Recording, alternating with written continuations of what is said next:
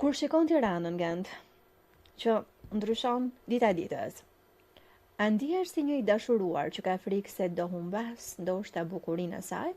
apo ndihesh si një Tirancë i mençur që pranon se çdo ndryshim është një hap përpara për t'i dhënë qytetit një imazh të ri, për ta bërë më vital, për ta energjizuar ndryshe? Të bësh diçka vitale, edhe diçka ta mbysësh, janë dy gjëra krejtësisht të ndryshme. Domethënë Tirana ka plotësisht hapësira të pafundme në rrethinat e saj për të u zgjeruar dhe për të u zhvilluar, por është mania e qendrës gjithmonë. Dhe një gjë e tillë, domethënë po e mbyt qytetin, jemi banor në raport me sipërfaqen e qytetit, një numër shumë i lartë banorësh. Pra, edhe Milano ka 800.000 banor, por ndoshta mund të jetë i shtrirë 2-3 herë sa Tirana. Kështu që për këtë aspekt them që